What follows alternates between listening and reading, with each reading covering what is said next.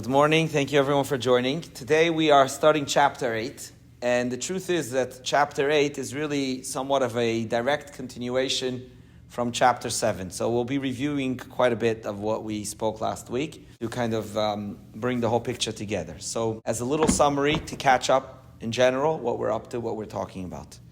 We began this whole discussion, this whole study, by introducing the concept that in every single one of us, every Jew has two nefashot. We have two souls, which means that within our life, within everything that we experience, we have two natural drives that pull us in opposite directions.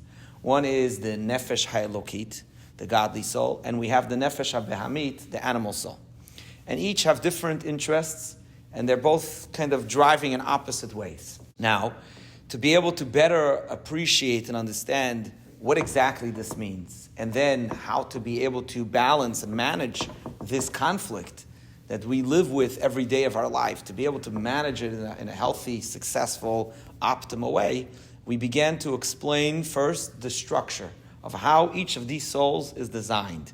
So you have the hardware, the actual hard drive, what it looks like, how it works, how it operates, and then there is the functions of it. So the first thing we explained is the structure, the mivneh, and in that we explained that each of these souls have a parallel structure, which is pretty much made up of 10 elements. You have the 3 intellectual components and the 7 emotional. And each of them also have what's called levushim, garments. The garments are the modes of expression, which is thoughts, speech, and action, machshava, dibur, and maaseh. These are 3 ways how we can express the ideas, intellectual, and the feelings, the midot, the regashim, the emotions of the soul. They are going to be expressed either through thought, speech, or action. Those are 3 modes of expression. Now, in that process, and once we understand that structure, we now have the interactions that we have in the world. So we pretty much started to get into that arena. With each of these souls, how they interact with the world, meaning through their expressions of thought, speech, and action, the areas of the world, the areas of reality that they interact with are going to be forms of influence in both directions. Both how the soul impacts and influences the physical element of reality that it's interacting with, and how the soul becomes impacted by that interaction. And that's primarily where we got into the discussion last week. Really started already 2 weeks ago, briefly, in chapter 6, where we talked about the elements of the world where there is the realm of what we call the permissible, the mutar, and there's the realm of what's called asur, the prohibited, the forbidden. And we explained that those 2 realms and those terms in the Hebrew are very, very intentional, because it's not just a matter of telling you what you could or can't do, but it's telling you really where you have influence and where you don't have influence. When we say something is permitted, the Hebrew term mutar also means loose, which means it's available, it's redeemable, it's elevatable. It's something that you could interact with and actually elevate it, meaning you have a power of influence, you have the ability to have a positive impact on that arena, on that area of reality. And then we have the things that are prohibited. The term for prohibited is asur. Asur also comes from the meaning to be tied down, to be bound. It's tied up. In Hebrew, the way you say a prisoner is asir. Asir is somebody who's imprisoned. He's tied up. He's not able to just roam freely. So those areas of reality, the Torah is telling us, are prohibited, not just because it's like, hey, God kind of wants to control us, but essentially God's revealing to us a secret and telling us that we don't have the ability to utilize that aspect of reality in a way that will be beneficial, that we're going to have a positive, influential impact on that element of reality. And therefore, there's no point, there's no use. Why would you interact with something that you have no capability of influencing it in a positive way? That's how far we got till last week. This week, we're going to talk a little more, emphasizing on the effect that these kinds of interactions have on us, on the soul. Because it's 2 ways. That whatever we interact with, we can have the ability to impact it. And then that interaction also has some kind of influence on us. So it's not just the ability or the capability that we may have on being able to elevate or not the elements of reality, but those experiences and those interactions also will have influence on our soul, on what that's going to do to us. And that's also very meaningful and very important to keep in mind. Now, before we get into this discussion for today, I want to just share one point of kind of like a little bit of looking ahead for two reasons. One is, I think it's important to be able to appreciate the flow of the pattern of the Tanya, how we're going through it, and also to be able to kind of keep the excitement going, because this part of the discussion sometimes can be a little technical. It's like, okay, like whatever, help me figure out how to manage myself. Whatever the world's going to happen is going to happen. So I want to just point out that this section here, chapter 6 through 8, that we've been discussing the last couple of weeks, and today is a important piece in the puzzle to be able to appreciate the continuation of this discussion.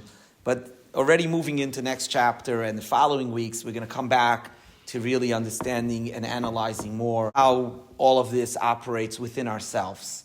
So far, we primarily focused on the structure, like I said before, like the hard drive, how the hardware of our operation system works, and then we're going to go more into kind of the operating itself.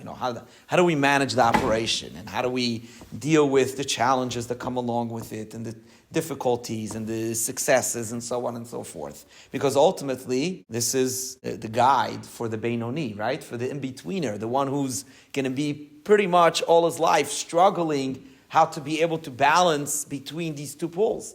We're not talking to the one who becomes a tzaddik, who becomes naturally just perfect and always does exactly what it's supposed to. We're not talking to the rasha, the one who's just okay with kind of going down this negative path and living the life that way. To the individual who wants to do the right thing, but is constantly struggling internally with all the different pulls and challenges that come along with it. So all of these pieces, although it may not be as appreciated at this point in the discussion, why they're so important, but every single one of these pieces really builds the puzzle to be able to help us understand better and more deeply, as we're going to get into the coming chapters, on how to manage everything. So stick it out, and in the coming weeks, it's gonna get a lot more meaningfully relevant. Not that this isn't, but I think that it's going to get more into the meat and potatoes that some of us are looking for. All right. So with that introduction, let's jump into chapter 8. So chapter 8 tells us, in continuation to what we talked about in chapter 7, that when we interact with reality, with physical things in the world that are either in the realm of the permissible, the mutar, or if they're in the realm of the asur, of the prohibited, there are two possible effects. There are two effects that happen in those interactions. When it comes, let's talk about the asur. It's more straightforward.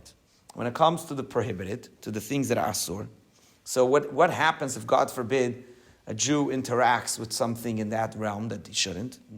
Let's say a person eats something they shouldn't eat, that's not kosher, or a person engages in an activity that is inappropriate, that's forbidden. Say, God forbid, somebody stole something, right? You do something you shouldn't do. So that experience, technically, is not redeemable. Meaning, what happened is tied up, it's forbidden, and there's nothing that the individual could elevate from that experience. To contrast that, let's talk about the experiences in the realm of the mutar, the permitted. Permitted is kind of the in-between area. It's not the forbidden, but it's also not the required. There are certain things that is obligatory or mandatory to do. Eating is usually the easiest example to go with, so we'll go with that. But really it extends to all areas of life. So there are things we're not allowed to eat. There are the things we have to eat, like matzah on Passover, right? It's a mitzvah to eat the matzah. You have to eat it. There are things that we have to eat, and there are things that you could eat. You don't have to. If you want, you eat it. If you don't want, you don't eat it. Like every meal, every day, right? Breakfast, lunch, dinner, however often you eat. There are certain things you shouldn't eat, and there are things you could eat. You don't have to. If you skip a meal, it's not a sin. Nothing's going to happen. If you choose to eat an extra meal, all power to you. Whatever, you got to deal with that, right? But there's no seemingly spiritual significance of that. But what we mentioned last week is that in fact there is, because every single experience can either be elevating or drawing down. So even in the realm of the permissible, if the approach, the mindset towards that interaction is just for my own personal self-interest, gain, desire, pleasure, whatever it may be, then although technically that experience is permissible, but it has become one that is dragging me down rather than elevating. Because if I'm not elevating the physical experience, then the physical experience is drawing me down to its standard, to its place. In other words, the Torah tells us that by the natural structure of creation, the human is in a more spiritually elevated state than all of the other physical things that exist, like water, sand, trees, plants, animals. The human is more spiritually elevated. So when a human interacts with any of those things, now we're using the example eating. You're going to eat a fruit. You're going to eat a vegetable. You're going to eat meat or cheese or whatever it is that you're going to eat, something that's from a realm of reality that's spiritually lower than you. What could happen here is two things. Either you're elevating that food to your state of spiritual presence, or you're being dragged down to where that element is. And that, what's going to define how that is being experienced is on your mindset and your approach. If you're approaching your eating through the expression of your nefesh habahamit, of your animal soul, which means I'm eating this because it tastes good, I like it, I want it. So that's an expression of the animal soul.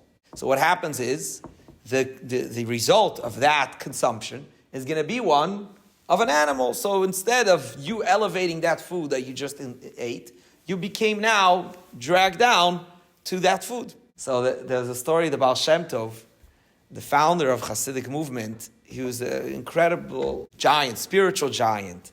One of the amazing things that we are told about the Baal Shem Tov is that he had a close group of students that were very, very devoted disciples of his. And they would kind of stick together all the time, study together and so on. And oftentimes the Baal Shem Tov would bring them to a spiritual experience where they can kind of see reality in a higher level, like in a different plane, in kind of how the Baal Shem Tov would experience things. So the story is told that one time in one of these opportunities, the students were all sitting around the table, and what would usually happen is the Baal Shem Tov would instruct them to all put their arms on each other's shoulders, so to kind of form a human link, a human chain, and then the Baal Shem Tov would put his holy arms on the two students that are sitting closest to him and close that chain, and then they would have visions, they would see things that were in a different plane.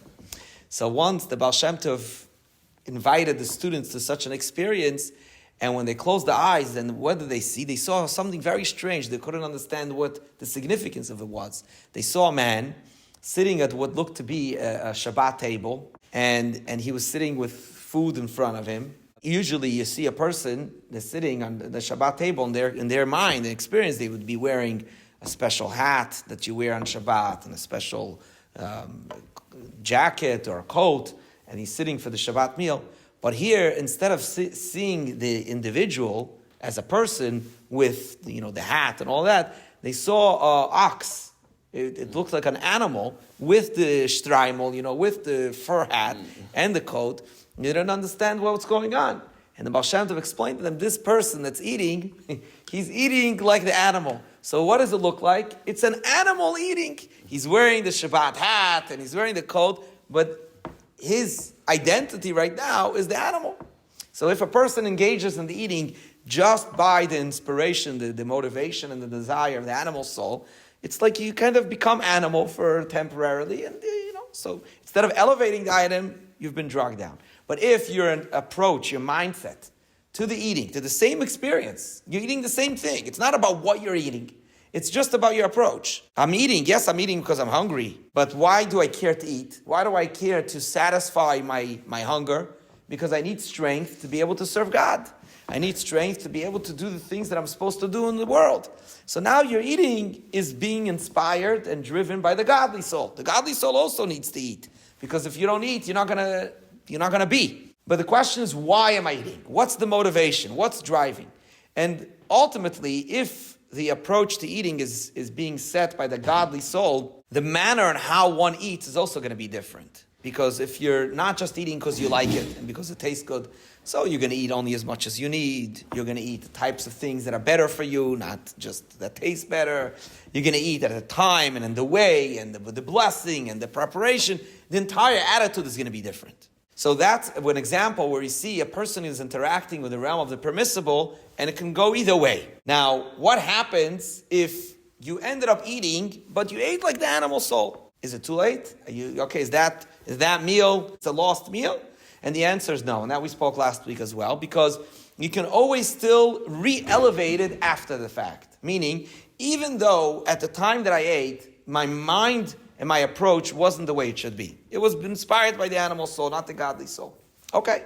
So right now, that experience is kind of in lockdown. It's in a temporary hold that is pulling you down. But if later, after the fact, you utilize that nutrition that you received from that meal to go and do a mitzvah with it, to go and pray with more fervor and intensity, or now your mind is calm and clear and you say, you know what? I feel so comfortable now, I'm going to go and study something of Torah. So what you've done is you've re-elevated retroactively a negative experience to become elevated. Now that's only possible in the experiences that are in the realm of the permissible. You can still re-elevate them after the fact. However, if God forbid a person engaged in an experience in the realm of the forbidden, it's not redeemable.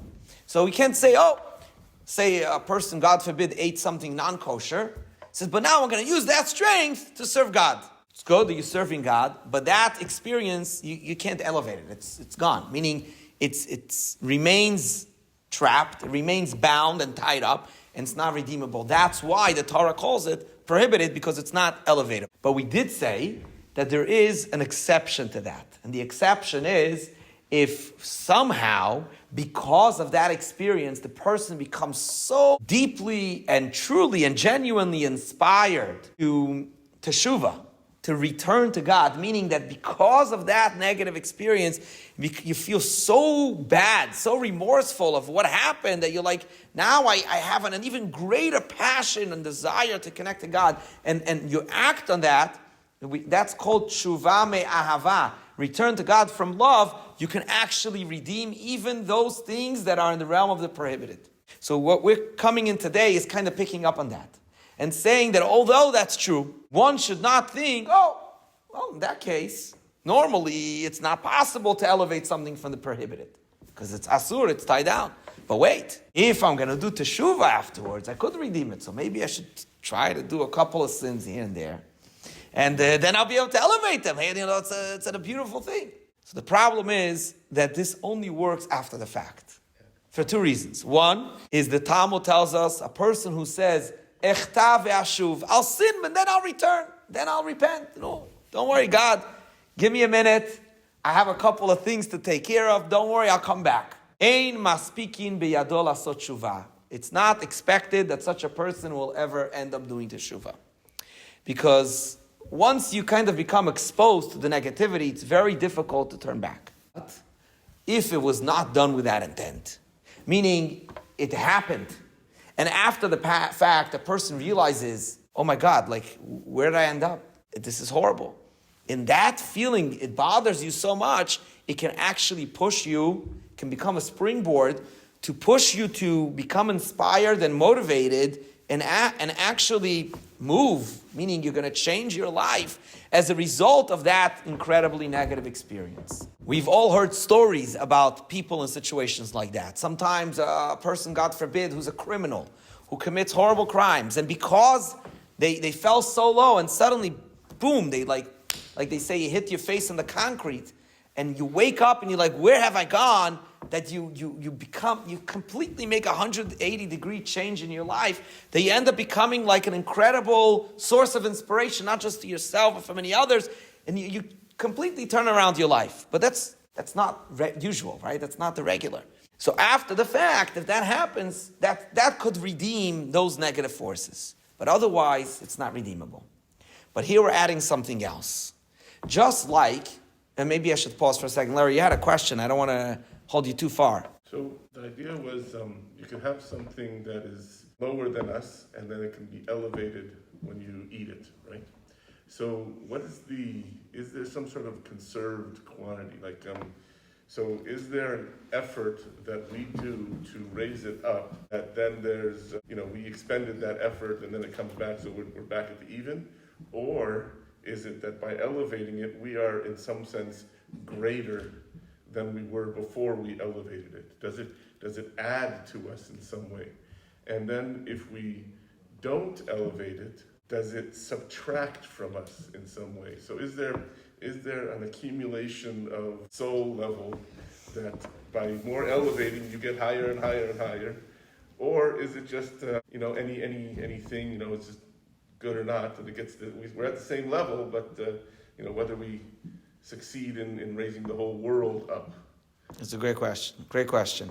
So 2 parts, right? You're asking if we succeed in elevating, does that raise our status in any way? And the answer to that is that technically it doesn't raise our status, because if we're at the top to begin with, you don't get higher than the top. But in a certain way, it does raise your status, because it raises your status to the point of you've fulfilled the purpose, you fulfilled the reason and the mission why you're at the top.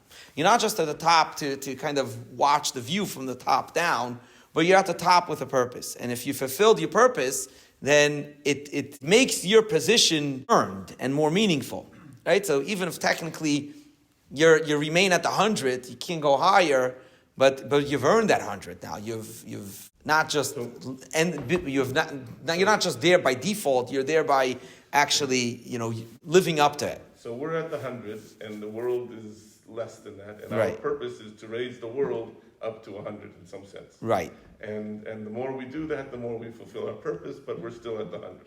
Right. In other words, the 100 is the top. But the opposite, though, does work the other way, meaning that if you don't elevate it and you drag down, then temporarily, it's not like you're stuck, you never can go back up, but temporarily you've declined, you've descended from the 100 to, let's say, the 80 or the 60 or the 40 or whatever it may be, based on whatever your interaction was and how deeply you've allowed yourself to be dragged down by the idea that you were intended to elevate, and instead you went down to that level. Okay, so what we're adding here now is that in addition to the fact that a experience in the realm of the prohibited is not usually elevated except with a unique situation of teshuvah me'ahava, of return with love, there's a secondary consequence that comes as a result of that as well, which is significant for us to understand and appreciate. Because that consequence, in a certain way, remains in place even through the corrective possibility of the teshuvah me'ahava, which is when we have that interaction, any interaction we have, there's the part of the interaction of what we're contributing, what we're affecting on the thing that we're interacting with, and then there's the effect that the thing has on us. Say the food. I can elevate the food or not, but then there's also what the food does to me. So we know what the food does to me in the physical sense. We understand that to some degree. You eat food, some foods are beneficial for you, some foods can be harmful, some foods are going to give you healthy vitamins and nutrients, some are going to give you saturated fat, right? All sorts of things. We can understand what the food does to your physical body. But beside the physical effect that the food has on your body, there's also a spiritual consequence that the food is affecting on you. And if the item, let's say the food, and then again, by extension, any other experience, is from the realm of the prohibited, so even if somehow you've elevated it, it leaves a mark. It leaves a residue. We call it a reshimu. There's a certain roshem. There's a certain mark that remains, is there. And that's also true in the experiences that are in the realm of the permissible, but they were done with the wrong intent. We said that is easily redeemable. You just afterwards use that strength to serve God. Okay, so you re-elevated it. But even when you do that, it leaves certain marks, stains on your soul, spiritual stains, that remain there. So what happens with these stains? So it's interesting that the Torah tells us, it's actually primarily talked about in the Talmud that speaks about it a little bit, in the Kabbalah, it speaks about it quite a bit.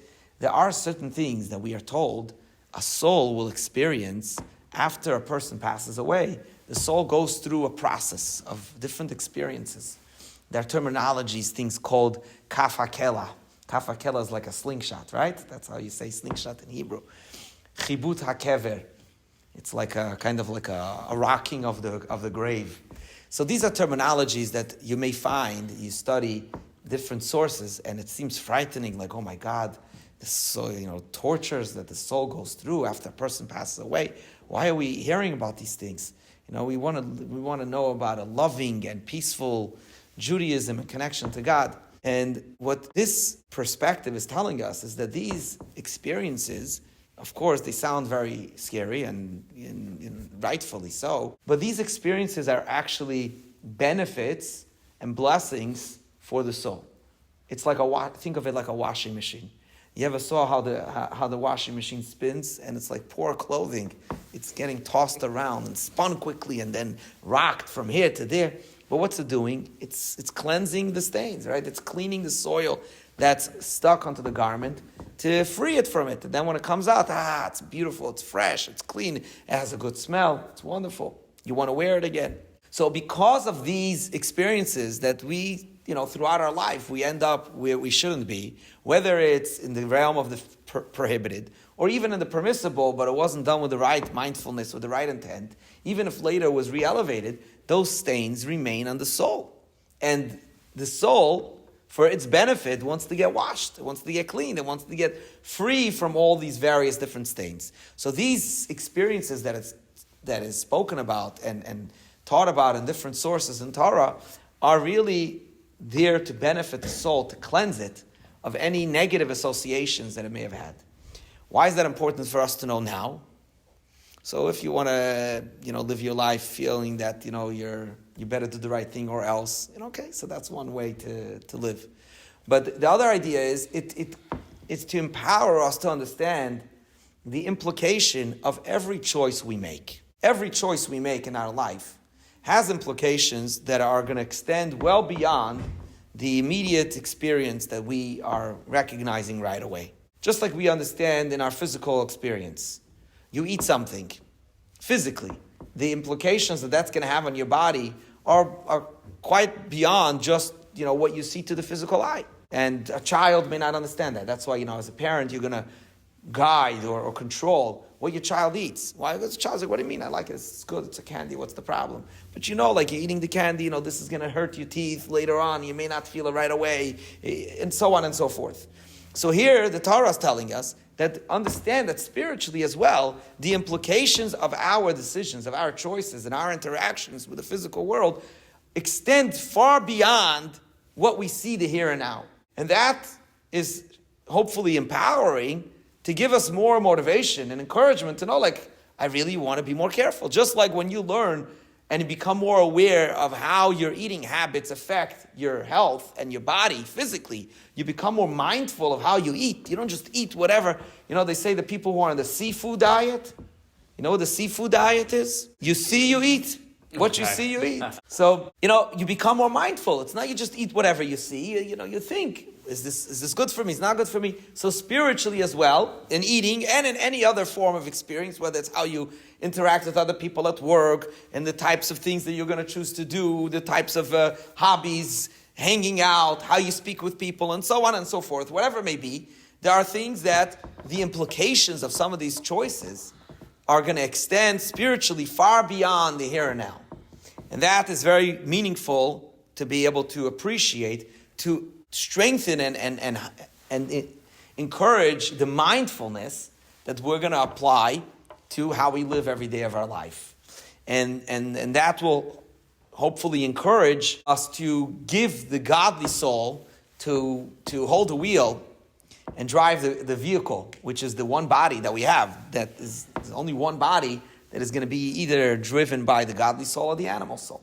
So we want to give the godly soul more opportunities behind the wheel, because we recognize that every time we give the animal soul an opportunity behind the wheel, the impact or the implication of that situation is going to have a very, very long-lasting effect on our spiritual health, if you want to say it that way. Okay? All right. So that's another element that's mentioned here. I'm just gonna read a couple of lines from the actual text. Okay. So he says like this, that even after the person has somehow been able to free themselves from that experience that maybe wasn't done properly, whether it was in the realm of the permissible, you reutilize that energy for godliness, or if somebody somehow through tremendous teshuvah was able to elevate something from the realm of the permissible, forbidden. He says also, even after a kalipas noga experience has reverted to holiness from the domain of the three impure klipot, a trace of it remains attached to the body. Since all the food and drink becomes the body's flesh and blood right away, and while consumed for self-gratification, its energy is still under the domain of the three impure klipot. Therefore, since the body was a temporary home for the three impure klipot, the body must undergo cleansing after death. So it's like a way to clean the stain, to cleanse and purify it from its contamination from kosher, worldly pleasures and indulgences. From the impurity of klipat noga and Jewish demons. He calls the Jewish demons is basically negative experiences that are permissible. That's what it's called, a Jewish demon. A non-Jewish demon is a negative experience that's forbidden. So that's the difference. Okay? So basically the point is that it has a stain, and therefore the soul is going to have to undergo extra cleansing at some point. All right. And then he goes further to say that this is not only about the things you eat, but about any experience, even about talk. Sometimes you say, big deals, I'm just wasting time, I'm just chatting, just, whatever. Every word we say, every conversation we have has some kind of implication. So it doesn't mean that you should be very rigid and never socialize. But, we can all say that sometimes, we're just hanging out and talking. Sometimes we end up saying things we shouldn't. Sometimes it's things that's inappropriate. Sometimes it's offensive. Sometimes it's gossip. Just, big deal. Come on, overall we were having a nice conversation. But each one of those, little things that stick, that kind of slip out, that shouldn't be there, has an impact on the soul that eventually you gotta deal with. You gotta clean.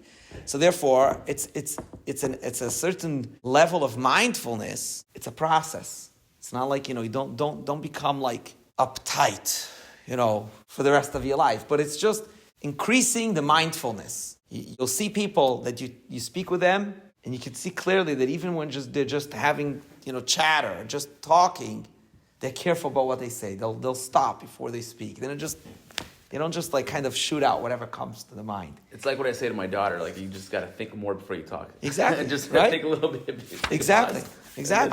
And that's true to all of us, right? Sometimes it's an exercise, a process. Sometimes we realize right after we said it, fine. But maybe next time we'll realize a second before we say it. And it's like, okay, this conversation can still be fun and enjoyable without sharing this extra little tidbit of, I shouldn't, right? Maybe it's a dirty joke, or maybe it's a whatever, whatever it may be. Just, it's okay. This one can filter. So it's just like elevating the intensity of the filter. It's a process. It doesn't have to happen immediately, but it's a gradual process. And as long as a person lives with that concept as a truth in their mind, they're constantly going to be able to develop it and get better at it and more improve the efficiency of the filtering system that determines what can go through the mouth, and not every crazy idea that enters the mind has to come through. Okay, but going into that, it leads us into one final element that the Alter Rebbe discusses here in this chapter as well, which is also very, very powerful. And here he talks about how one should be mindful and careful, not just about the things that we do in the sense of physical action. We talked about eating as an example. We even went further in talking about speech, right? We just mentioned now. But now we're talking about also information. Information also has incredible consequences, influence and impact on the soul, meaning on the inners of the soul. Sometimes a person thinks, look, information is power. Any information is good. But that's not necessarily true. Doesn't mean that a person should be closed-minded and not allow themselves to hear other perspectives. But there are certain things which is not healthy information. Let's use some practical examples that are very extreme, because it's always easier to introduce an idea when you talk in extremities, right? October 7th, we all had the opportunity to be exposed to information and graphics that are so insanely, extremely crazy and so not in any form of normalcy to our brain that we had to make a choice. Do we want to allow ourselves to be exposed to that extreme information or not? One could say, big deal, I'm strong, I'm tough. What's the big deal? Not doing it. But it has consequences. It has impact. It's going to affect the way your mind operates. It's going to affect how you're going to live for an extended period of time that may be even well beyond what you realize and what you feel. That's an extreme example of exposure to information that it could really just kind of rock your boat. It could shake you. It can shake you to the core. Now, obviously, there are people that in their role of whatever it is that, the capacity of what they're doing, that they need to be exposed to that. That's what they need to do. Fine. So that's their job. Say the military experts, the intelligence. They've put together videos and films that apparently they show to various world diplomats to give them an idea like, hey, look what we're dealing with. Fine. So those people and those diplomats should watch it. Rocks the boat, good. They need their boat to be rocked. This is a unique example because some Jews needed to be woken up. There were a lot of Jews that don't identify as being Jewish, and they needed to see what was going on to our people, to be woken up and to have a stand. And their Judaism was kind of like it kind of gave a spark to 100%. So that's 100%. I'm talking about the extreme, though. I'm talking about the total extreme. I'll give you another example. Is considered extreme, and I'm not sure that everyone here around our table would agree unanimously to the extreme of it, but I'll give you an example. So, say a person says, I want to be well informed. I want to be exposed to everything. So I'm going to study Mein Kampf. I want to understand how the brain of the anti-Semite works. I want to read up on elders of Zion. I don't know, whatever it is, some extreme things. There are situations and there are times where an individual is going to benefit from that. But to say that should be something that we expose everyone, it's inappropriate. You don't need it. Not only you don't need it, that information is going to hurt you more than help you. Because not every piece of information is helpful. Although we say knowledge is power, that's true. But not every knowledge. Some things it's better not to know. Some things it's better not to expose your mind to it. Right? Can we at least agree on that? Yeah. Okay. Plus the information may have background that they may not understand, and what they're reading or consuming has a false conclusion. Exactly. That's a practical, result. But even beyond that, right? But that's 100%. Okay.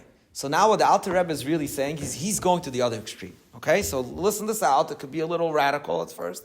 But if you really pay attention, I think that if we listen to this with an open mind, we can appreciate the significance of this. So ultimately, what the Alter Rebbe is telling us is that for the pure mind, the intellect of the Jewish soul, the only information that is critical, that is important, that is going to be building and beneficial and helpful all of the time, without exception, is Torah. Any part of Torah, whatever it may be.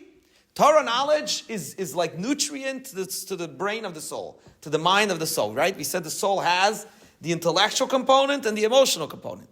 The intellectual, which is like the headquarters, the center of the entire operation of the soul, is the mind. And any Torah knowledge is going to be enhancing it, it's going to build it, it's going to strengthen it, it's going to be beneficial.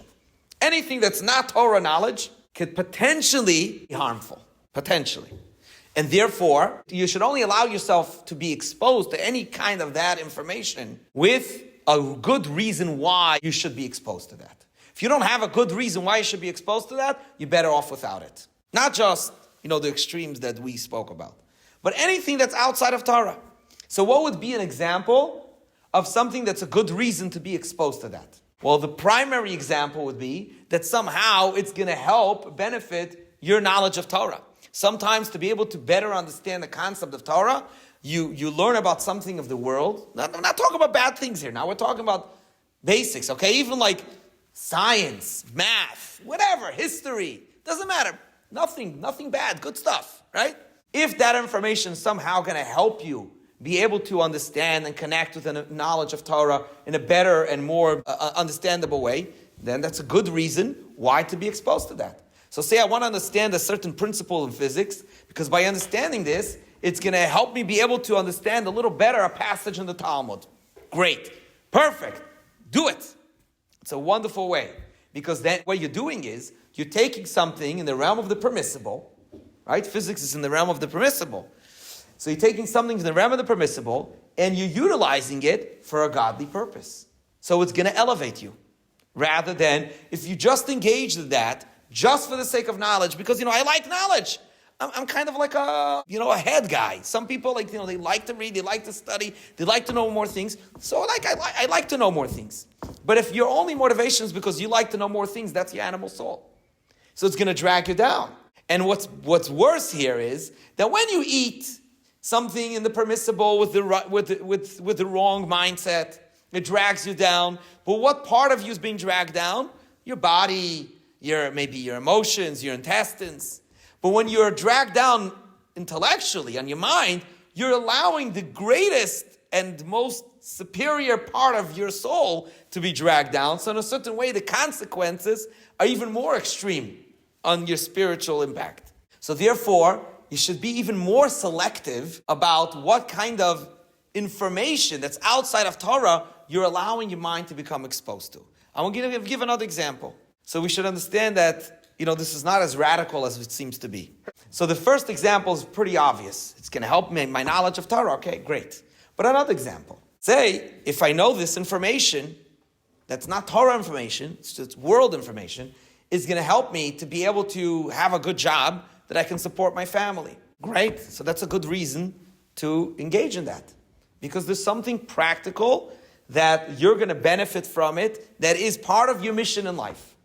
But if it's just for the sake of knowledge, and you don't see how it's going to enhance your knowledge of Torah, and you have no practical use of it for your job or for something else that you need to be able to do, like we were saying the example before. If you're part of the military or part of the intelligence, and you need to know the details of exactly what happened October 7th and so on, then that's part of your job. That's part of your mission. You need to do it.